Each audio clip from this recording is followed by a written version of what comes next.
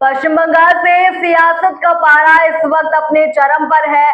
Voting खत्म होते ही जो माहौल बना उससे पूरे देश का ध्यान अपनी ओर खींच लिया है। कहीं हिंसा है, कहीं आरोप प्रत्यारोप है, तो कहीं एग्जिट पोल ने बढ़ा दी है सभी पार्टियों की धड़कन। बंगाल में अब असली मुकाबले से पहले ही सियासी संग्राम तेज हो चुका है।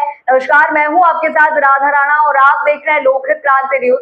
पश्चिम बंगाल में मतदान संपन्न होने के बाद अब नजरें टिकी है नतीजों पर, लेकिन उससे पहले ही सियासी हलचल अपने चरम पर पहुंच चुकी है।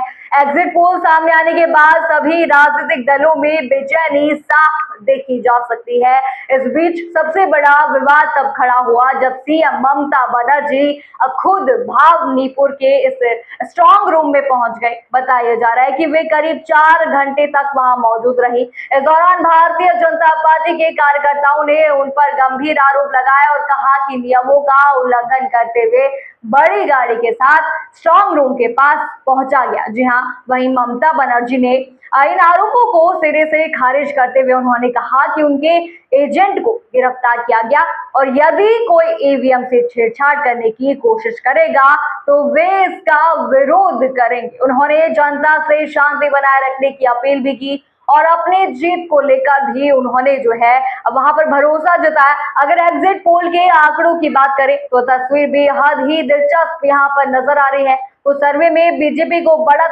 दिखाई जा रही है तो कुछ में टीएमसी को मजबूत बताया गया है। आंकड़े ये संकेत दे रहे हैं कि इस बार जो है मुकाबला बेहद ही कांटे का हो सकता है। चुनाव में सबसे ज्यादा चर्चा जिस बात की हो रही है वो है वोटिंग ट्रेंड में बदलाव। आंकड़ों के अनुसार इस बार हिंदू बाहुल्य क्षेत्रों में वोटिंग प्रतिशत पहले से ज्यादा रहा है, जबकि मुस्लिम बाहुल्य इलाकों में कुछ जगहों पर कमी जो है वो देखने को यहाँ पर मिली है। ये बदलाव चुनाव के नतीजों पर बड़ा असर जो है यहाँ पर डाल सकता है। पहले चरण में लगभग 92.88% और दूसरे चरण में 92.67% मतदान दर्ज किया गया, जो कि काफी बड़ा आंकड़ा है। इस भारी मतदान ने सभी दावों को और भी दिलचस्प बना दिया है। अब सवाल यही है, क्या ये बदला हुआ ट्रेंड भारतीय जनता पार्टी के पक्ष में जाएगा या फिर ऑल इंडिया कांग्रेस एक बार फिर से सत्ता में वापसी करेगी। राज्य में सरकार बनाने के लिए 148 सीटों का जादुई आंकड़ा पार करना जरूरी है और अब